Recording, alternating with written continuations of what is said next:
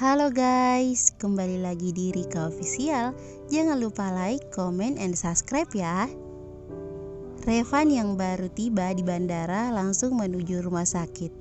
Istrinya dirawat, bahkan dia dari tadi meminta sopir untuk mempercepat laju mobil mereka. Tiba di rumah sakit, dia menuju kamar rawat istrinya. Di sana, dia bisa melihat Renata dan bundanya yang duduk di kursi tunggu. "Bun, bagaimana keadaan Dita?" tanya Revan langsung dengan napas terputus-putus dan keadaan berantakan karena berlari menuju kamar sang istri. "Belum ada kemajuan. Kamu tenang saja ya, pasti dia kuat untuk kalian," kata bunda menenangkan. "Apa boleh Revan melihat Dita di dalam, Bun?" tanya Revan. "Kata dokter, kita belum boleh untuk menjenguk dulu. Kamu tenang dulu. Kamu baru sampai kan? Lebih baik kamu ke apartemen dulu untuk istirahat," kata bunda Revan. "Aku tidak bisa tenang sampai Dita sadar, Bun." "Revan sangat khawatir dan takut," kata Revan dengan genangan air mata yang akan tumpah. "Lebih baik kamu berdoa semoga istri kamu segera sadar," kata bunda. Tidak lama ayah Revan datang ke rumah sakit dan melihat Revan yang sudah bersama Renata dan istrinya. Anaknya terlihat sangat kacau dan berantakan karena kecelakaan Dita menjadi pukulan berat untuk anaknya. Namun dia tetap harus membicarakan hal penting yang menyangkut kecelakaan menantunya. "Revan, kamu sudah tiba, kapan kamu sampai?" tanya ayah Revan. "Baru sejam yang lalu Revan tiba, ayah," jawab bunda melihat Revan yang diam dan termenung. "Revan bisa ikut ayah, ada yang ingin ayah bicarakan sebentar," kata ayah Revan dengan menepuk pundak putranya. "Oh iya ayah, ada apa?" tanya Revan yang terkejut dengan tepukan ayahnya. "Ada yang ingin ayah bicarakan, ini penting." Revan tidak bisa berpikir tentang pekerjaan sekarang. Sebelum Dita sadar, kata Revan yang mengira ayahnya akan membahas masalah pekerjaan yang dia tinggalkan di Jerman. "Ini bukan masalah pekerjaan, tapi tentang kecelakaan istrimu," kata ayah Revan. "Oke, bunda tolong jaga Dita, kalau ada sesuatu hubungi Revan," kata Revan kepada bundanya. Revan berjalan mengikuti ayahnya menuju kantin rumah sakit dengan rasa penasaran akan perihal yang ingin ayahnya bicarakan. Karena tidak biasanya, ayahnya hanya ingin bicara berdua, pastilah ada hal penting. "Duduklah, kamu pesan makanan dan minuman dulu, ayah yakin kamu buru-buru ke sini dan belum makan sama sekali." "Ayah tidak mau kalau kamu sakit. Percayalah, istrimu akan baik-baik saja," kata ayah Revan dengan khawatir melihat keadaan anaknya. "Revan tidak nafsu untuk makan sekarang ini, ayah. Dita belum juga sadarkan diri. Revan takut, ayah, kalau..." jawab Revan dengan mata sayu dan berkaca-kaca, sambil menarik nafas panjang untuk menenangkan pikirannya akan hal buruk yang dia takutkan tentang keadaan istrinya. "Rev, ayah tahu kamu khawatir, tapi dengan kamu seperti ini, ayah yakin Dita juga khawatir. Kalau kamu sakit, bagaimana kamu mau menjaga istrimu?" kata ayah Revan lagi meyakinkan anaknya. "Iya, nanti Revan akan makan, tapi tidak sekarang. Revan benar-benar tidak ada nafsu untuk makan sekarang ini. Jadi apa yang ingin ayah bicarakan? Revan tidak tenang kalau terlalu lama meninggalkan Dita," kata Revan mencoba mengalihkan pembicaraan dengan ayahnya. "Kemarin, setelah mendengar cerita Renata, ayah langsung ke apartemen kamu untuk melihat CCTV di sana," kata Renata juga tidak tahu jelas soal kecelakaan di sana. Dan ayah menemukan kejanggalan setelah melihat rekaman CCTV ketika kejadian yang menimpa menantu ayah. Mulai ayah Revan dengan ceritanya. "Kejanggalan apa maksud ayah?" tanya Revan dengan tidak sabar. "Kecelakaan istrimu seperti disengaja atau sudah direncanakan sebelumnya. Jadi maksud ayah, ada yang sengaja menabrak Dita begitu?" "Tidak mungkin, ayah. Setahu Revan, Dita tidak punya musuh. Bahkan dia sangat baik terhadap orang-orang," kata Revan yang tidak percaya. Ayah melihat di rekaman itu bahwa mobil itu menabrak istrimu. Sebelumnya hanya diam di pinggir jalan, namun ketika istrimu keluar dari lobi apartemen, mobil itu jalan dengan kecepatan tinggi dan menabrak istrimu. Jadi tidak mungkin kalau si pelaku tidak sengaja. Jelas ayah Revan. Jadi kecelakaan yang dialami Dita sudah direncanakan sebelumnya. Tapi siapa yang sudah menabrak wanita sebaik Dita? Terus apalagi yang ayah dapat dari penyelidikan ayah? Tanya Revan lagi. Ayah masih mencari pelaku yang menabrak istrimu, kata ayah Revan. Sekarang kilat kemarahan muncul di mata Revan yang mendengar cerita ayahnya yang menyatakan kalau kecelakaan istrinya disengaja dan sudah direncanakan pelaku. Revan mengambil ponselnya dan menghubungi seseorang. Halo, saya ada kerjaan untuk kalian. Istriku kecelakaan di depan apartemen kemarin pagi, dan kalian cari pelaku secepatnya. Aku ingin memberi pelaku sedikit pelajaran. Revan menutup telepon ponselnya. Menutup ponselnya dengan kemarahan akan pelaku yang mencelakai istrinya. Revan, untuk apa kamu melakukan itu? Ayah memberitahumu agar kamu tahu, bukan untuk kamu menghakimi pelaku, kata ayah Revan yang terkejut dengan reaksi anaknya. Karena sudah lama dia tidak pernah lagi melihat sifat buruk Revan setelah menikah. Bukannya ayah juga menyelidiki kasus ini dan tidak menyerahkannya ke polisi, kata Revan dengan kilat mata tajam. Ayah sudah melaporkan kasus ini ke polisi. Ayah hanya membantu mereka karena polisi bertindak lambat agar lebih cepat mendapatkan pelakunya. Tapi bukan untuk menghakimi pelaku, kata ayah Revan yang takut kalau sifat Revan yang dulu kembali lagi. Revan hanya akan memberi sedikit pelajaran ke pelaku karena sudah berani mencari masalah dengan keluarga kita, kata Revan dengan kedua tangan mengepal dan mata berkilat tajam dan dengan dendam. Rev, ayah mohon kamu tenang. Ayah tidak mau kalau kamu seperti dulu lagi, kata ayah Revan yang mengingat sifat anaknya beberapa tahun lalu. Revan tidak akan mengganggu orang yang tidak mengganggu Revan, tapi orang ini sudah mencari masalah dengan menabrak istri Revan. Apalagi sekarang Dita hamil. Kalau sampai terjadi sesuatu yang lebih buruk dengan kondisi Dita dan janinnya, aku akan membunuh pelakunya dengan tanganku sendiri. Dengan kilat marah yang semakin menjadi. Jadi menantu ayah sekarang mengandung? Tanya ayah Revan, tergagap karena syok akan info yang dia dengar dari anaknya. Pantas saja anaknya sangat marah, batin ayah Revan. Iya, Dita hamil 2 minggu dan umur segitu sangat rentan. Ayah, karena itu Revan sangat marah. Istriku dan calon anak kami dalam bahaya karena kesengajaan pelaku, kata Revan masih dengan kilat marahnya. Revan, tenanglah, sebentar lagi kamu akan menjadi seorang ayah. Kalau pelaku itu mengincar kamu juga bagaimana? Ayah takut kalau kamu dikuasai emosi dan kehilangan kendali diri dan yang mencelakai dirimu sendiri. Kamu harus ingat sekarang bukan cuma istri kamu yang kamu jaga tapi juga calon anak kalian. Jadi tenanglah, biarkan ayah dan polisi yang mencari pelakunya. Revan terdiam memikirkan perkataan ayahnya. Dia ingin mendengarkan perkataan ayahnya, tapi di sisi lain dia ingin memberi pelajaran dengan orang yang sudah melukai istri tercintanya. Dita adalah segalanya untuk Revan, dan pelaku dengan mudahnya hidup tenang setelah membuat istrinya terbaring di rumah sakit dengan keadaan kritis.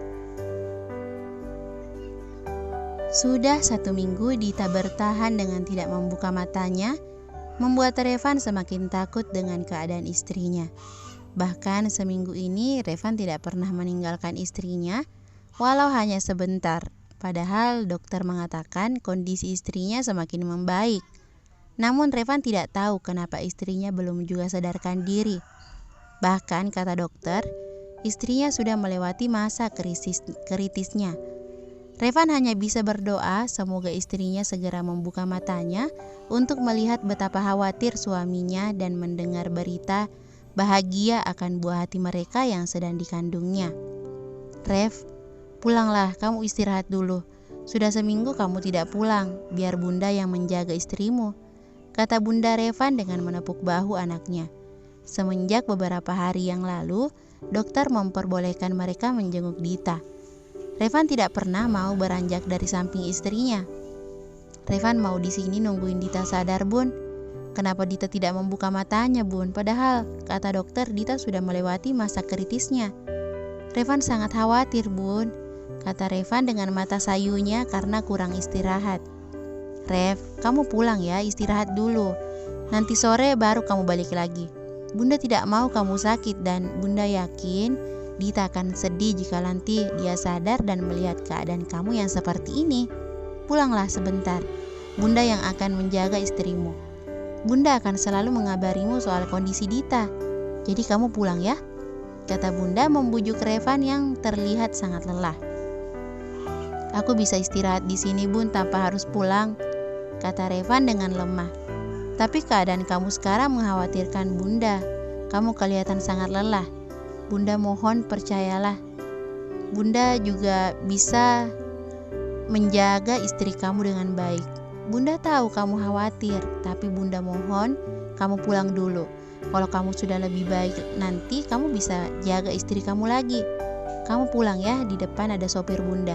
Dia sedang menunggu kamu, bujuk Bunda Revan. Revan memilih mengalah dan mengikuti permintaan bundanya. Mungkin benar sekarang dirinya terlihat sangat memprihatinkan karena tidak mengurus diri selama seminggu ini dengan benar, karena yang ada di pikirannya hanya ada istrinya. Sebaiknya sekarang dia langsung pulang untuk istirahat agar dia bisa kembali menjaga sang istri. Waktu menunjukkan pukul 6 sore ketika dia bangun dari tidurnya. Lumayan membuat Revan lebih segar. Sekarang dia harus segera ke rumah sakit untuk menjaga istrinya karena Bunda hanya menjaga Dita sampai sore saja. Tapi biasanya Renata juga ikut menjaga Dita. Bahkan adik dari istrinya itu berhenti bekerja agar bisa selalu menjaga Dita. Lama hidup berdua membuat Renata sangat takut dengan keadaan Dita sekarang. Karena mereka hanya berdua selama ini, tanpa ada orang tua bahkan keluarga, membuat ikatan mereka sangat kuat. Hampir 1 jam di jalan menuju rumah sakit, istrinya dirawat membuat Revan frustasi karena jalan yang sangat macet. Revan membuka pintu ruangan istrinya, namun apa yang dilihatnya sekarang membuat Revan terkejut karena ruangan istrinya kosong. Revan berlari keluar ruangan istrinya dan menemukan dokter yang biasanya mengecek istrinya. Dokter, di mana istri saya? Kenapa ruangan istri saya kosong? Tanya Revan dengan khawatir. Begini, kondisi istri Bapak. Kenapa istri saya, Dok? Di mana istri saya? Tanya Revan yang kalut dengan air mata yang membasahi mata. Istri Bapak sudah kami pindahkan di ruangan VVIP di lantai 2. Revan tidak lagi mendengar kata dokter selanjutnya. Yang dia pikirkan sekarang ingin melihat istrinya. Revan langsung membuka pintu ruangan dan melihat di sana ada orang tuanya dan Renata yang berdiri di samping tempat tidur istrinya. Air mata yang semakin jatuh dari mata dengan melihat pemandangan yang ada di depannya membuatnya semakin terkejut di saat istrinya sudah sadar dan sekarang Dita menatapnya. Mata itu menatapnya dengan senyum tipis darinya. Revan berlari dan memeluk istrinya dengan tangis yang semakin menjadi.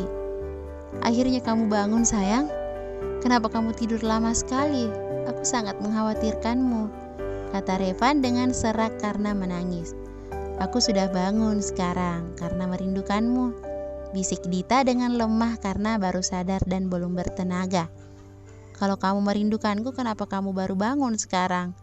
Aku sangat takut kalau kamu meninggalkanku, kata Revan dengan menguraikan pelukannya dan menatap istrinya. Maaf, kata Dita. Sudah Revan, istrimu baru sadar, jangan kamu interogasi dulu. Dia butuh istirahat agar cepat pulih, kata Bunda Revan. Maaf sayang, aku terlalu senang akhirnya mata ini terbuka lagi, kata Revan dengan menunjuk mata Dita. Sekarang Bunda dan Ayah pulang dulu, kamu istirahat yang cukup. Jika Revan mengganggumu nanti kamu lapor saja dengan Bunda, ya sayang, kata Bunda Revan dengan memeluk Dita. Rek, kamu ikut ayah saja malam ini. Seperti mereka tidak ingin diganggu, ajak ayah Revan kepada Renata. Ya sudah Kak Revan, jaga kakak aku dengan baik ya. Aku pulang dulu, awas kalau Kak Dita tambah parah, kata Renata dengan jenaka dan memeluk Dita dengan erat. Sekarang sepasang manusia ini hanya saling tatap penuh kerinduan dengan tangan saling menggenggam erat. Maaf karena aku gagal lagi menjagamu. Aku sering lengah sampai akhirnya kamu terbaring di sini, kata Revan dengan tatapan sendu. Kamu tidak salah, memang aku yang tidak hati-hati ketika jalan sampai akhirnya kecelakaan, kata Dita menenangkan Revan. Revan terdiam mendengar perkataan istrinya yang belum tahu bahwa kecelakaan itu sengaja oleh seseorang. Aku sangat menyesal, tapi kalian sangat kuat. Terima kasih karena mau bertahan tanpa meninggalkanku sendiri, kata Revan dengan mencium tangan istrinya. Aku tidak akan meninggalkanmu, kehidupan kita masih panjang. Tapi apa maksud kamu dengan kalian? Tanya Dita bingung. Di sini ada buah hati kita, kata Revan dengan mengusap perut Dita dengan lembut. Maksud kamu? Tanya Dita masih dengan kebingungan dan dengan kening mengerut. Kamu hamil sayang, kata Revan dengan senyum. Aku hamil Rev. Berapa umurnya? Apa dia baik? Tanya Revan tersenyum, namun matanya sudah berkaca siap menjatuhkan air mata mendengar perkataan suaminya. Iya sayang, dia baik dan kuat seperti kamu. Mungkin sekarang umurnya sekitar 4 minggu. Untuk itu kamu istirahat yang banyak agar kamu cepat pulih dan jaga kesehatan yang baik, kata Revan. Kita akan jadi orang tua. Aku senang Rev. Aku akan menjaganya dengan baik, kata Dita dengan mengelus perutnya. Aku akan menjaga kalian. Sekarang istirahatlah. Ini sudah sangat malam. Selamat tidur. Selamat tidur sayang, mimpi indah, kata Revan dengan mengecup kening Dita dan memberikan elusan di kepalanya untuk membuat istrinya lebih nyaman. Dita mengikuti perkataan Revan dan mulai memejamkan mata demi hari yang lebih indah yang akan menyambut mereka. Pagi menjelang, Dita terbangun dan tidak menemukan suaminya.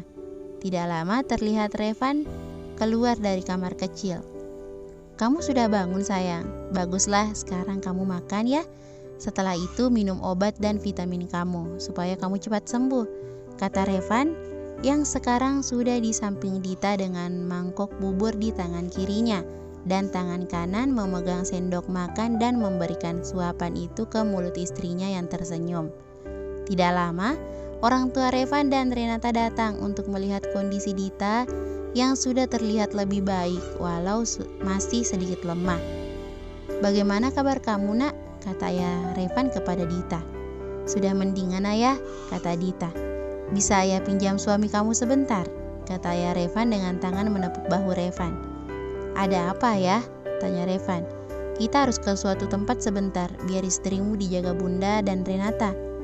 Aku pergi dulu sebentar sayang, pamit Revan kepada Dita. Hati-hati, kata Dita dengan senyum.